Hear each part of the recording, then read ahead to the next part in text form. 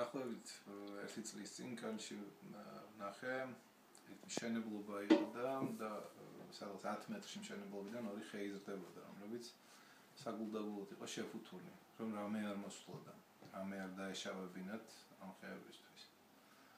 და ჩვენ აქ ხეებს ვჭრით, იმიტომ რომ რენოვაციაში გვიშლის ხელს და მე ეს გარემონტებული ფასადები არ გამოჩნდება.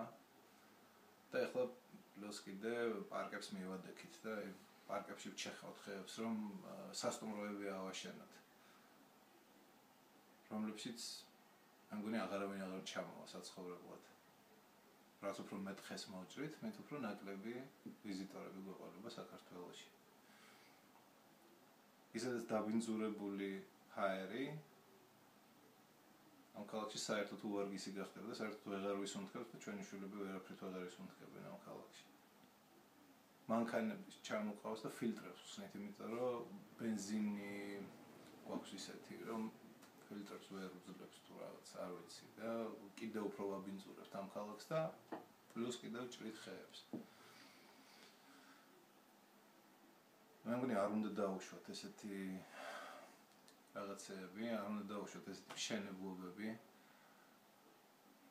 მერიამ არ უნდა დაუშვას კერძო პირებზე გადაცემა მწვანე საფარის ამ ქალაქის.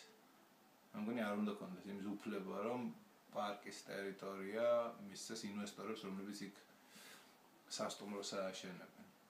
პარკი არის საზოგადოებრივი ადგილი და ეკუთვნის ამ ქალაქის მოქალაქეებს და მაცხოვრებლებს. და თუ